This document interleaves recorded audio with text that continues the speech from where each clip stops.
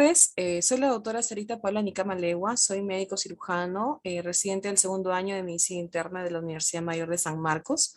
El tema a exponer es terapia antiagregante plaquetaria en el ACV agudo, siendo ACV accidente cerebrovascular. Bueno, con una pequeña introducción, tras un episodio isquémico cerebral, posterior al evento, la probabilidad de recurrencia durante el primer año es de aproximadamente un 10%, ¿no? Posteriormente, al año siguiente, este porcentaje baja hasta un 5%. Y bueno, el objetivo de la terapia antiagregante básicamente está dirigida a reducir la probabilidad de la aparición de una recurrencia isquémica. Entonces, siendo la terapia antiplaquetaria una pieza fundamental para la prevención de la recurrencia del ictus isquémico de origen, bueno, no cardioembólico. Y el objetivo es, obviamente, evitar la obstrucción de la luz vascular bajo diversos mecanismos, ¿no? Dentro de los antiagregantes plaquetarios más importantes en el tratamiento de la terapia secundaria para el ictus, tenemos, por ejemplo, los que inhiben la producción del ADP, dentro de ellos el dipirimadol, los que inhiben la producción del tromboxano, como el ácido acetilsalicílico, el trifusal, y los que inhiben la GP2B hidresa y el receptor anti-ADP, que es un antagonista selectivo del receptor ADP, como el clopidogrel y el ticagrelol. Ahora, ¿cuáles son los objetivos de esta exposición? Bueno, es en general aprender sobre la definición y la clasificación de las enfermedades cerebrovasculares y sus subtipos, reconocer la etiopatogenia del ACV isquémico agudo y, bueno, brindar información sobre la importancia secundaria con los antiagregantes plaquetarios en el ACV agudo. También reconocer cuáles son los antiagregantes plaquetarios más eficaces en la prevención secundaria de los accidentes cerebrovasculares isquémicos, según los estudios multicéntricos aleatorizados. Bueno, primero definimos qué es un ACV. Básicamente incluye un grupo heterogéneo de patologías que tienen como en común alterar la vasculatura del sistema nervioso central, conllevando a un desequilibrio entre el aporte de oxígeno y los requerimientos de la misma, ¿no? Cuya consecuencia lleva a una disfunción focal del tejido cerebral.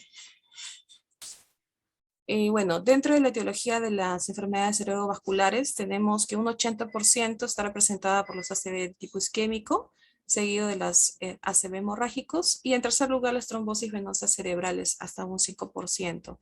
Nos vamos a enfocar en la causa isquémica. Dentro de los subtipos principales tenemos los accidentes isquémicos transitorios, más conocidos como TIAs o AITS, los infartos cerebrales en un 80%. Ahora, las causas de la etiopatogenia de estas isquemias básicamente son la aterosclerosis de los grandes vasos, las enfermedades de los pequeños vasos, las causas cardioembólicas y las causas indeterminadas. Con respecto a lo que es un accidente isquémico, básicamente se genera por una oclusión del vaso arterial que implica daños permanentes causando, bueno, isquemia y posterior necrosis del tejido cerebral. Un accidente isquémico transitorio es básicamente un episodio que ocasiona un déficit neurológico focal por isquemia cerebral de menos de 24 horas de instauración, con una completa resolución posterior y sin cambios en la neuroimagen. Ok, dentro de la epidemiología del ACV agudo, tenemos que es causante a nivel mundial anual de 17 millones de casos, siendo la segunda causa de muerte después de la enfermedad coronaria, con 6.5 millones de muertes al año. Obviamente que este tipo de pacientes que son afectados por los ACV en el transcurso y posterior al evento van a ser sujetos a una discapacidad grave a largo plazo. Y esto va a traer consecuencias catastróficas en la calidad de vida del paciente y la de su familia, ¿no? Responsable de este tipo de secuelas neurológicas es los ACVs isquémicos, representan el 87% y el 13% es por causa de ACVs de tipo hemorrágico. Con respecto a la fisiopatología del ACV, vamos a hacer un pequeño resumen de cuáles son los eventos que llevan a, bueno, la apoptosis o muerte cerebral del tejido neurológico. Comenzamos con un bloqueo del flujo sanguíneo, que básicamente las neuronas mueren por necrosis. Las áreas donde se produce el bloqueo del flujo sanguíneo se denomina zona de penumbra, donde por acción de las arterias colaterales de las arterias afectadas, digamos que es la zona cercana a la zona lesionada en primer lugar y la que va a ser importante en esa terapia antiplaquetaria, ¿no? Posteriormente, estas neuronas, si es que no se da una terapia de rescate, pueden generar más necrosis del tejido de la zona que fue afectada en el primer lugar. Posteriormente ocurre disminución de la síntesis del ATP por déficit de nutrientes, déficit de glucosa y oxígeno.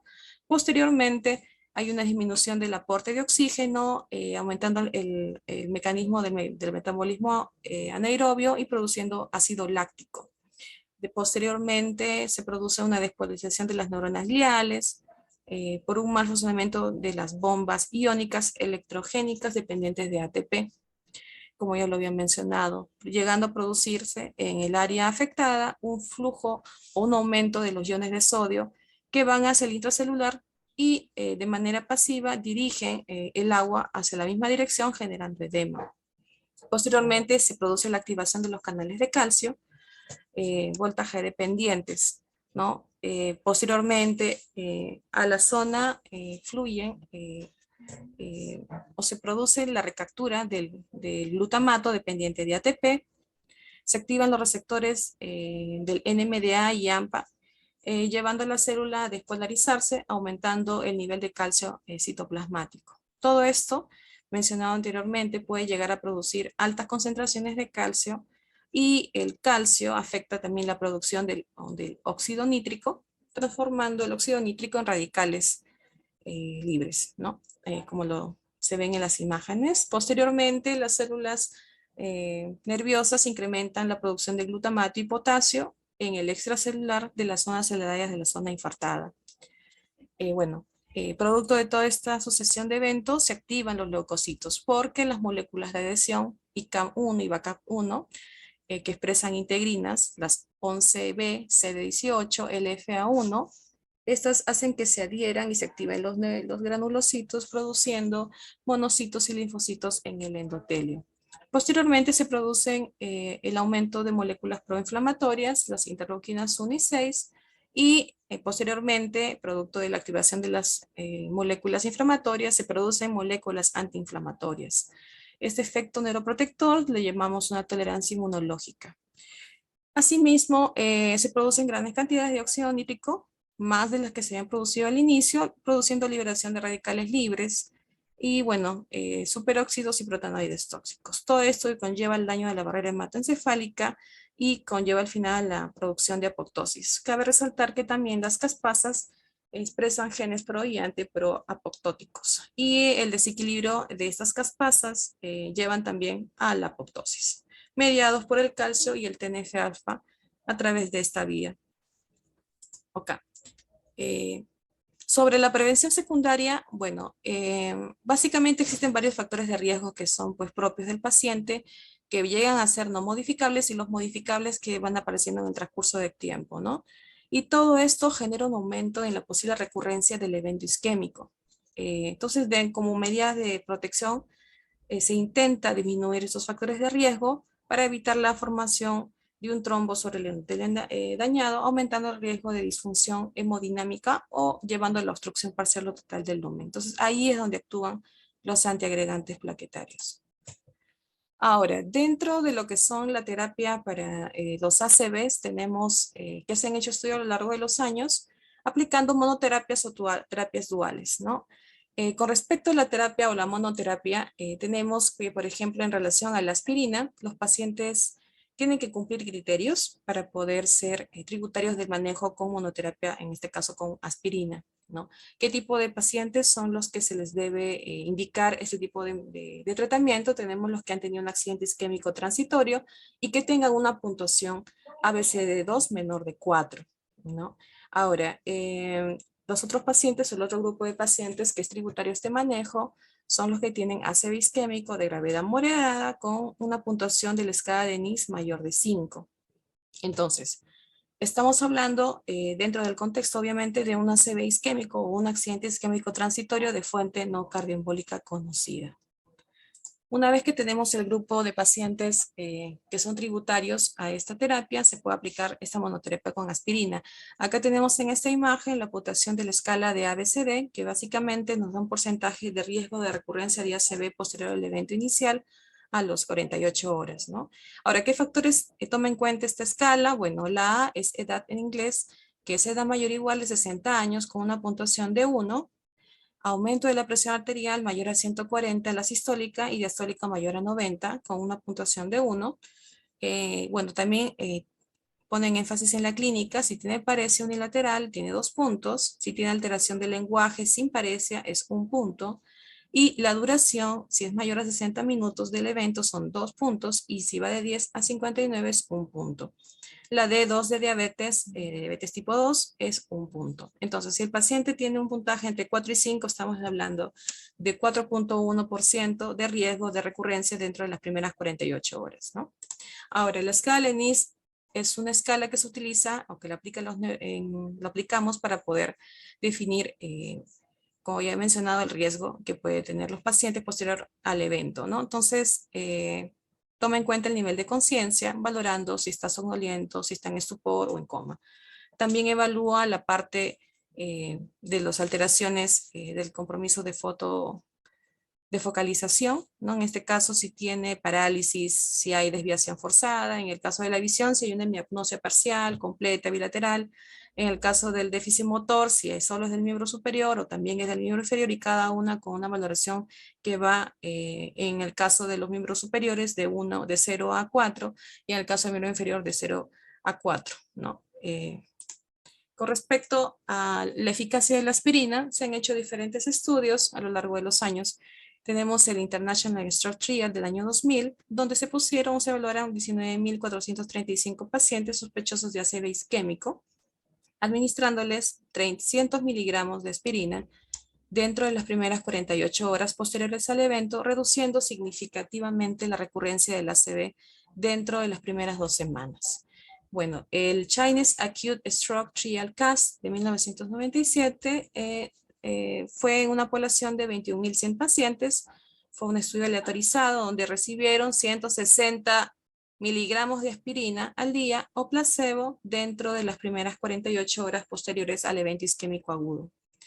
A estos pacientes experimentaron o se objetivó durante el examen que se disminuyó el riesgo de mortalidad entre un 14% en las primeras 4 semanas. Ok. Una revisión sistemática de este año sobre la terapia antiplaquetaria secundaria para el ACV incluyeron 11 ensayos con más de 42.000 participantes, donde básicamente el Chinese y el Trial fueron los principales estudios donde los que se basaron este metaanálisis, ¿no? Y bueno, concluyeron que la aspirina en dosis de 160 a 300 miligramos diarios dentro de las primeras 48 horas del evento isquémico reducen el riesgo de recurrencia y disminuyó también el riesgo de complicaciones hemorrágicas tempranas y mejoró los resultados a largo plazo. Ahora, la otra terapia que también se suele dar en los pacientes que han tenido un accidente isquémico agudo es la terapia antiplaquetaria dual a corto plazo.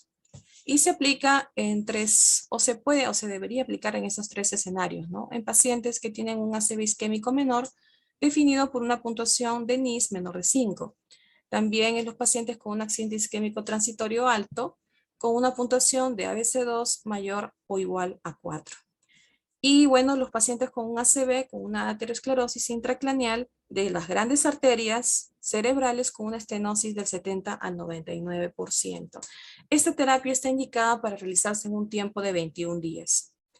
Y obviamente la terapia se puede utilizar tanto la aspirina o el clopidogrel asociado a otro antiplaquetario.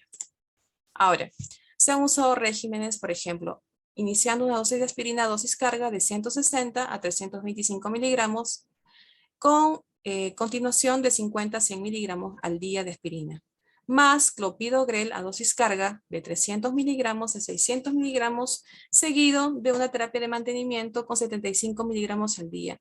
La otra alternativa o el otro esquema que se ha puesto en práctica en los estudios ha sido el uso de aspirina a dosis de 325 el primer día y posteriormente el resto de los días con 75 a 100 miligramos al día, más ticagrelol a dosis carga de 180 y luego cada 12 horas 90 miligramos. Entonces, en estos estudios se limitaron a 21 días para los pacientes que les acabo de explicar y había un escenario donde la terapia se tuvo que extender a 90 días y se aplicó solo a los pacientes que tenían una obstrucción casi del 99% de las grandes arterias cerebrales, ¿no? Y una vez que completaban los 90 días, se continuaba solo con la aspirina o el clopidogrel o con el dipirimadol. Esta es una evidencia de alta calidad. Y indicó al final de los estudios que reducían el riesgo del ACV recurrente. Sin embargo, se observó que había un aumento del sangrado moderado a mayor sin impacto aparente en la mortalidad. Ahora, estos estudios, el POINT y el CHAINS, son estudios que se han realizado, el POINT en el año 2018 y el CHAINS en el año 2015, donde básicamente en un grupo de 4.881 pacientes se inició una dosis posterior a 12 horas del evento isquémico, dosis carga con terapia oral de clopidogrel de 600 miligramos, pasando 75 de mantenimiento por 90 días, más aspirina de 50 más 325 miligramos diarios por 90 días. Y el grupo de comparación recibió placebo más aspirina dosis de 50 a 325 miligramos diarios. El resultado de estos estudios evidenció que sí, que había o sea, que a pesar de que había una disminución de la recurrencia, se asociaron una tasa de hemorragia mayor en el grupo que recibió pues clopidogrel y aspirina en relación con el grupo placebo. En el grupo o en el estudio Change de 2015 fueron 5.170 pacientes de origen asiático, de nacionalidad de China, dentro de las primeras 24 horas post-evento isquémico. Se dio una dosis de clopidogrel, la dosis de 300 miligramos, dosis carga, pasando 75 miligramos por 90 días, más aspirina de 75 diarios durante los primeros 21 días. Y el grupo 2 recibió placebo más aspirina de 75 miligramos durante 90 días. Los resultados fueron que más de la mitad de los pacientes que estuvieron en este estudio tenían pues una obstrucción casi total de las arterias ateroscleróticas intracraneales. Y bueno, sí se redujo los eventos vasculares recurrentes en el grupo que recibió el clopidogrel y la aspirina, y la tasa de ACV hemorrágico o resangrado fue baja en ambos grupos. Ahora tenemos otros estudios como el TALES del año 2020, fueron aproximadamente 116 pacientes, perdón, 11.016 pacientes que tenían ACV de origen no cardiovólico leve, a moderado con un IS menor de 5. Ellos recibieron ticagrelol a dosis de 180, posteriormente cada 12 90 miligramos y aspirina de 300 a 325 el primer día, y luego se les pasó 75 a 100 miligramos diarios por 30 días. Y el grupo placebo en este estudio de Tales recibió placebo más aspirina a dosis de 300 a 325 y luego 75 a 100 miligramos al día. Se observó una reducción de los eventos vasculares isquémicos en el grupo que recibió ticagrelol y aspirina en comparación con el placebo, y la hemorragia grave fue poco frecuente, pero se evidenció más en el grupo del ticagrelol y la aspirina. El caso del cilostazol es un medicamento que generalmente se usa para otras patologías coronarias. Sin embargo, se hizo un estudio a lo largo de estos últimos 10 años, por ejemplo, en el análisis de los subgrupos del ensayo de SPS en Japón, se utilizó dosis combinada de clopidogrel o aspirina más cilostazol. Bueno, y una de las limitaciones del estudio fue el diseño POSOC, el tratamiento que fue no cegado, y la población era homogénea y se interrumpió el ensayo tempranamente. Entonces, se ha evidenciado en otros estudios también que el cilostazol no es inferior a la aspirina, incluso puede llegar a ser mejor en la prevención secundaria del ACV isquémico. Se asoció a menos eventos hemorrágicos y el beneficio obtenido puede exceder a la acción anticoagulante efectivamente que tiene este medicamento. Sería pues ideal continuar los estudios en una población más heterogénea, ¿no? Para tener más aplicabilidad en estos tipos de casos. Ahora, en esta imagen, todos los estudios, al menos los principales que les he mencionado, en la verdad es una gran cantidad de estudios que se ha realizado desde los años 80 hasta la actualidad. Bueno, se puede observar el grupo de intervención, ¿no? En este caso, el uso del ácido acetil salicílico y, bueno, en asociación con el clopidogrel, las terapias duales y el rango del tiempo, o el inicio del intervalo de tiempo es dentro de las primeras 24 horas del evento, en otros estudios fue dentro de las primeras 72 horas, pero básicamente fluctúan en ese rango de tiempo posterior al evento isquémico. Concluyéndose, ¿no? En este metaanálisis, para más o menos tener una idea, con una certeza alta y un índice de confianza del 95%, que el tratamiento con doble antiagregación reduce el riesgo de ACV. Es con una certeza alta. Y con respecto al sangrado, la certeza fue moderada con la terapia dual, ¿no? El tratamiento de doble antiagregante se asocia probablemente a un aumento en el riesgo de sangrado mayor. Bueno, entonces, básicamente en relación a estos metaanálisis, donde se incluyeron más de 42,000 participantes dentro de 24 estudios, se determinó que la combinación dual de estos antiplaquetarios sería el régimen más efectivo para la prevención de eventos vasculares. Y bueno, varios estudios, como había mencionado, 5 revisiones coinciden en que el cilostazol es el fármaco más eficaz y también concluyó también que el clopidogrel y la aspirina son, digamos, los mejores medicamentos en la terapia dual para la prevención secundaria del ACV.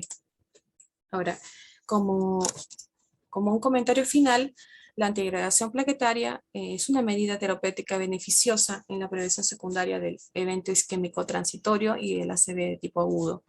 Entonces, lo principal es iniciar la terapia, como han visto en los estudios que se han realizado dentro de las primeras 24 horas del inicio del evento, porque reduce el riesgo de muerte y evita la recurrencia de los eventos cerebrovasculares, siendo la terapia dual la mejor para reducir esta recurrencia, usándose, bueno, se ha tenido buenos resultados con la aspirina, el clopidogrel y también la combinación de la aspirina o el ácido acetil salicílico con el dipirimadol en relación con la monoterapia. Y se sugiere un tratamiento que no sea superior a 30 días. Con respecto a los pacientes que tienen ACVs heterotrombóticos de vasos grandes con una oclusión hasta un 90%, se sugiere que la terapia se prolongue hasta 90 días y posteriormente pasar a una monoterapia.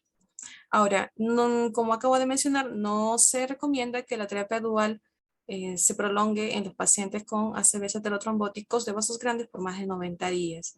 Y obviamente que la elección terapéutica debe ser guiada según la etiología y debe estar basado en el juicio clínico y según el perfil del paciente. Eso sería todo con respecto a mi